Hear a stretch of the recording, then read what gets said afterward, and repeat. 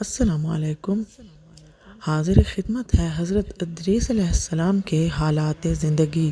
امید ہے کہ آپ غور سے سنیں گے اور اپنی قیمتی آراء سے آگاہ کریں گے۔ حضرت ادریس علیہ السلام کا نام بھی قرآن میں 2 دفعہ آیا ہے، سورۃ انبیاء اور سورہ مریم میں۔ انہیں پیغمبر صدیق کے نام سے یاد کیا گیا ہے۔ یہاں پر میں آپ حضرات کی توجہ ان کی کچھ خصوصیات کی جانب مبذول کروانا چاہتی ہوں۔ حضرت ادریس علیہ السلام کا اصلی نام اخنوخ ہے۔ آپ نے کوفہ کے نزدیک مسجد سہلہ کے پاس زندگی گزاری۔ وہ درزی کا پیشہ کرتے تھے۔ انہوں نے 300 سال عمر پائی۔ آپ کا سلسلہ نسب 5 واسطوں سے حضرت آدم سے جا ملتا ہے۔ ان پر 30 آسمانی صحیفے نازل ہوئے۔ ان سے قبل لوگ اپنے بدن کو چھپانے کے لیے حیوانات کے چمڑے سے استفادہ کرتے تھے۔ وہ پہلے انسان تھے جنہوں نے درزی کا کام کیا۔ انہوں نے لوگوں کو لباس کو سلائی کرنے کا طریقہ سکھایا۔ اس کے بعد لوگ بتدریج سلائی شدہ لباس سے استفادہ کرنے لگے۔ وہ ایک بلند قامت اور طاقتور انسان تھے۔ وہ سب سے پہلے شخص ہیں جنہوں نے قلم کے ذریعے تحریر کیا۔ انہیں علم نجوم، حساب اور علم حیت پر دسترس حاصل تھی اور انہوں نے لوگوں کو بھی یہ علوم پڑھائے، نیز لوگوں کو آسمانی کتابوں کی تعلیم دی اور انہیں اپنی انتہائی قیمتی نصیحتوں سے بہرہ مند کیا۔ ان کا نام ادریس اس وجہ سے رکھا گیا کہ انہوں نے لوگوں کو درس دیا۔ ان کی وفات کے بعد اللہ تعالیٰ نے انہیں بہشت میں بلند مرتبہ عطا کیا اور انہیں بہشتی نعمتوں سے نوازا۔ حضرت ادریس علیہ السلام عظمت تخلیق کے بارے میں بہت زیادہ غور و فکر کرتے اور اپنے آپ سے کہتے: آسمان و زمین، عظیم مخلوقات، سورج، چاند، ستارے، بادل، بارش اور تمام مخلوق کا کوئی خالق ہے جو انہیں ایک خاص نظام کے تحت چلا رہا ہے، لہٰذا میں اس کی اس طرح سے پرستش اور عبادت کروں جس طرح وہ پرستش اور عبادت کے لائق ہے۔ حضرت ادریس کی کچھ قیمتی نصیحتیں: اے انسان، گویا موت تیری تلاش میں آئی ہے، تیری پیشانی پر پسینہ بہہ نکلتا ہے، تیرے ہونٹ سکڑ جاتے ہیں، تیری زبان بند ہو جاتی ہے، تیرے منہ کا پانی خشک ہو جاتا ہے، تیری آنکھوں کی سیاہی سفیدی میں بدل جاتی ہے، تیرے منہ سے جھاگ نکل رہی ہوتی ہے، تیرے تمام بدن پر لرزہ طاری ہو جاتا ہے، بڑی مشکلات سے موت کے ساتھ دست و گریباں ہوتا ہے، اس کے بعد تیرے بدن سے روح نکل جاتی ہے، تو اپنے اہل و عیال کے روبرو ایک بدبودار جسد کی صورت میں پڑا ہوتا ہے اور دوسروں کے لیے سامان عبرت بنا ہوتا ہے، لہٰذا ان تمام چیزوں کو اپنے سامنے رکھتے ہوئے اپنے آپ کو نصیحت کر اور موت اور اس کی حقیقت سے عبرت حاصل کر۔ وہ ہر صورت میں تمہاری کھوج میں آئے گی۔ عمر جتنی بھی طولانی ہو، بہت جلد موت کے ہاتھوں فنا ہو جاتی ہے۔ اے انسان، کان کھول کر سن، یہ بات سن لے کہ موت ان تمام مشکلات کے باوجود قیامت کے دہشتناک اور ہولناک حوادث و کانے کی نسبت آسان تر ہے۔ یہ بات یاد رکھ لے کہ عدل الہی کی کچہری میں حساب و کتاب اور اپنے اعمال کی جزا و سزا کے لیے کھڑے ہونا اس قدر سخت اور طاقت فرسا ہے کہ طاقتور ترین شخص بھی ان حالات و واقعات کو سننے کی جرأت و ہمت نہیں رکھتا۔ اے انسانو، یقین کرو کہ تقوی و پرہیزگاری ایک عظیم نعمت ہے جو نیکی اور سعادت کی دعوت دیتی ہے اور عقل و فہم کے دروازوں کی چابی ہے، کیونکہ اللہ تعالیٰ جس بندے کو اپنا دوست رکھتا ہے تو اسے عقل کی نعمت سے نوازتا ہے۔ اپنے بیشتر اوقات اللہ کے ساتھ راز و نیاز اور اس کی بارگاہ میں دعا میں گزارو، خدا کی عبادت میں مشغول رہو اور اس کی راہ میں ایک دوسرے سے یوں تعاون کرو کہ اگر خدا بندے قدوس تمہارے اس باہمی تعاون پر نظر کرے تو تمہاری دلی مرادیں پوری کر دے اور تمہاری تمنائیں بر لائے اور تمہیں بے شمار فنا ناپذیر نعمتوں سے نوازے۔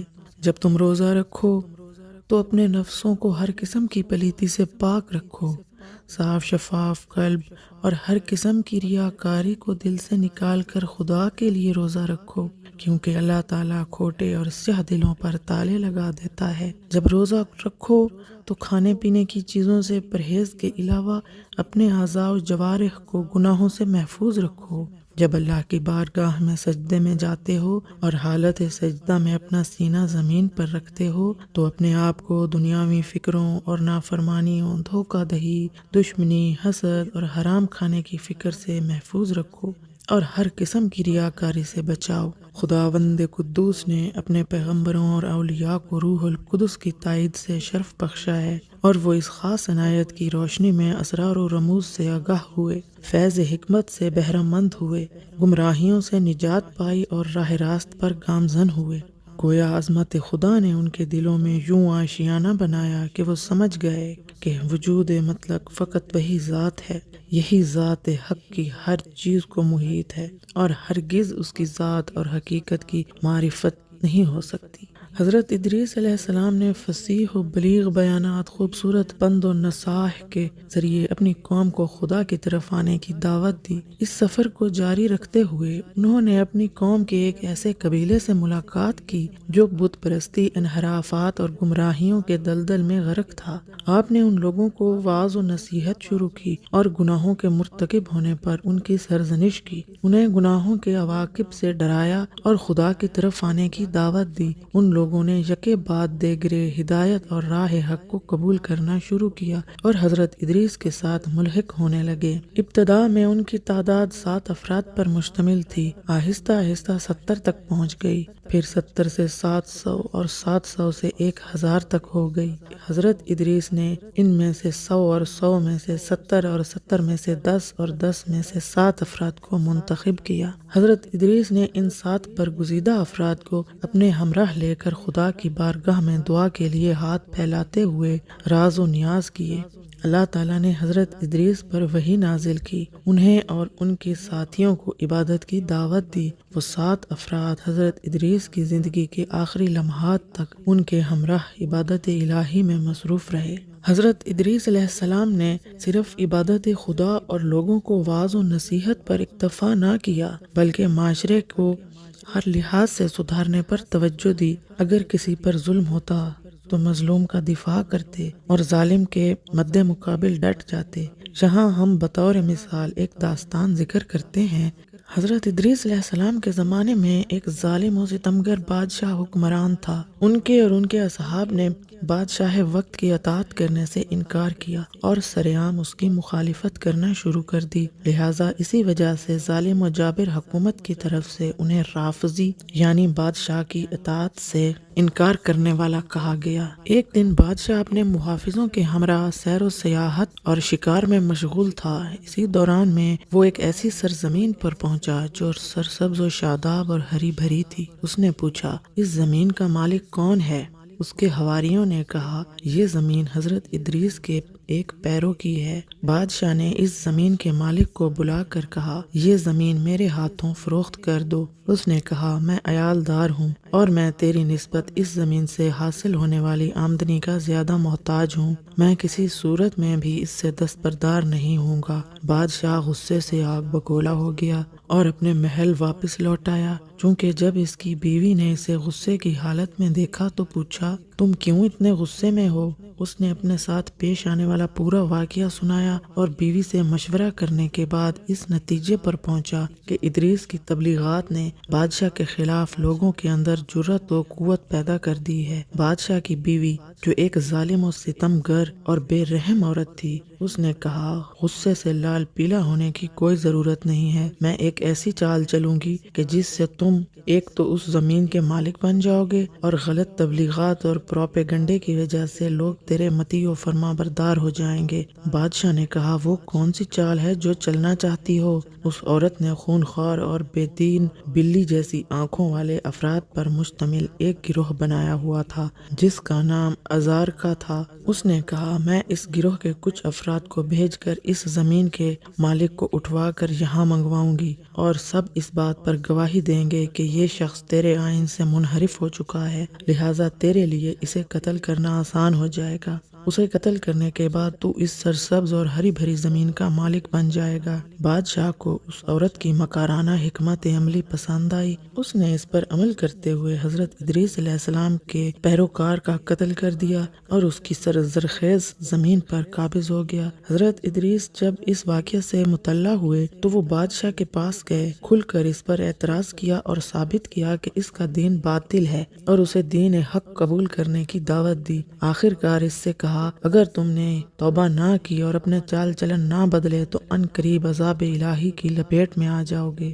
مزید کہا کہ میں یہ بات اپنی طرف سے نہیں کر رہا ہوں بلکہ حکم خدا تمہارے تک پہنچایا ہے۔ بادشاہ کی بیوی نے کہا پریشان ہونے کی کوئی ضرورت نہیں ہے، میں نے ادریس کو قتل کرنے کا نقشہ تیار کر لیا ہے، بس اس کے قتل ہونے کے ساتھ ہی اس کی رسالت بھی ختم ہو جائے گی۔ اس عورت کا تیار شدہ نقشہ یہ تھا کہ اس نے 40 افراد کی ڈیوٹی لگائی کہ حضرت ادریس کو مخفی طور پر قتل کر دو، لیکن حضرت ادریس علیہ السلام کو ان کے دوستوں نے اس پروگرام سے مطلع کر دیا، لہٰذا انہوں نے اپنا وہ مسکن چھوڑ کر کسی اور جگہ پر جا کر رہنا شروع کر دیا۔ اس طرح ان 40 افراد نے اپنے پروگرام میں شکست فاش کھائی۔ ایک مدت تک وہ پورے کا پورا ملک قحط کی لپیٹ میں آ گیا اور اس بات یہاں تک پہنچ گئی کہ بادشاہ کی بیوی شرم کے مارے رات میں گدائی کرتی تھی۔ ایک رات کتوں نے اس پر حملہ کیا اور اسے چیر پھاڑ کر رکھ دیا۔ وہ لوگ 20 سال تک مسلسل عذاب قحط کی لپیٹ میں رہے۔ آخر کار جو باقی بچ گئے حضرت ادریس اور ان کے خدا پر ایمان لے آئے تھے، تو آہستہ آہستہ ان لوگوں سے یہ عذاب رفع ہوا۔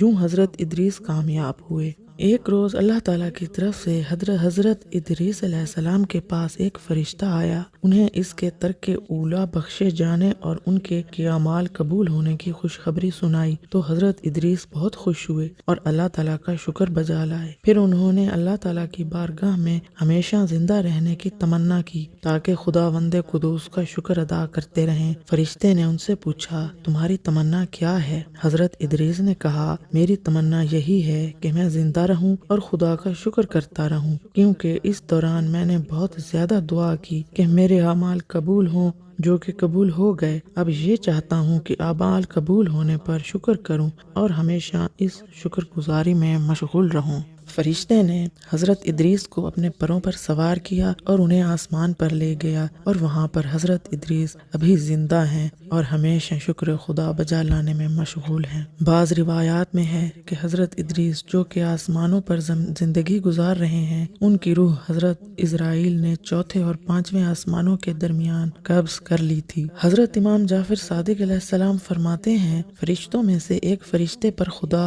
غضبناک ہوا تو اس کے بال پر توڑ کر اسے ایک جزیرے پر پھینک دیا۔ وہ کئی سالوں تک وہاں پر عذاب میں گرفتار رہا۔ جب حضرت ادریس علیہ السلام پیغمبری میں مبعوث ہوئے تو وہ فرشتہ حضرت ادریس کی خدمت میں حاضر ہو کر عرض پرداز ہوا، اے پیغمبر خدا، دعا کریں کہ خداوند قدوس مجھ پر راضی ہو جائے اور میرے بالوں پر صحیح سالم کر دے۔ حضرت ادریس علیہ السلام نے اس کے لیے دعا کی تو وہ صحیح سالم ہو گیا۔ اس نے ارادہ کیا کہ آسمانوں کی جانب پرواز کر جائے، لیکن جانے سے قبل وہ حضرت ادریس کی خدمت میں حاضر ہوا، آپ کا شکریہ ادا کیا اور کہا میں چاہتا ہوں کہ آپ کے احسان کا بدلہ چکاؤں، کیا آپ کی کوئی حاجت ہے؟ حضرت ادریس نے کہا ہاں، میں چاہتا ہوں مجھے آسمانوں پر لے جا تاکہ حضرت اسرائیل سے ملاقات کروں اور ان سے مانوس ہو جاؤں، کیونکہ ان کی یاد نے میری زندگی تلخ کر رکھی ہے۔ اس فرشتے نے حضرت ادریس علیہ السلام کو اپنے پروں پر سوار کیا اور آسمانوں کی جانب لے گیا۔ جب وہ چوتھے آسمان پر پہنچے تو انہوں نے وہاں پر حضرت اسرائیل کو دیکھا جو تعجب کرتے ہوئے اپنے سر کو ہلا رہے تھے۔ حضرت ادریس علیہ السلام نے حضرت اسرائیل کو سلام کیا اور پوچھا تم اپنا سر کیوں ہلا رہے ہو؟ اس نے کہا اللہ تعالیٰ نے مجھے حکم دیا کہ آپ کی روح چوتھے اور پانچویں آسمان کے درمیان قبض کروں۔ میں نے خدا کی بارگاہ میں عرض کیا خدایا یہ کیسے ممکن ہے جبکہ تیسرے اور چوتھے آسمان کے درمیان 500 سال کا سفر ہے، دوسرے اور تیسرے آسمان کے درمیان بھی اتنا ہی فاصلہ ہے، اور ابھی میں عرش کے نیچے ہوں اور یوں زمین تک بہت زیادہ فاصلہ ہے، اور ادریس بھی زمین پر ہے، وہ کس طرح اتنا لمبا راستہ طے کرے گا اور آسمان چہارم پر آئے گا؟ حضرت اسرائیل نے وہاں پر ہی حضرت ادریس کی روح قبض کی۔ سورہ مریم میں ارشاد قدرت ہے ہم نے ان کو بلند جگہ تک پہنچا دیا ہے۔ رسول خدا نے فرمایا میں نے شب معراج چوتھے آسمان پر ایک شخص کو دیکھا تو حضرت جبرائیل سے پوچھا یہ مرد کون ہے؟ جبرائیل نے کہا یہ ادریس ہیں، اللہ تعالیٰ نے انہیں بلند مقام پر لایا ہے۔ میں نے ادریس کی خدمت میں سلام کیا اور ان کے لیے طلب مغفرت کی، انہوں نے بھی مجھے سلام کیا اور میرے لیے مغفرت کی دعا کی۔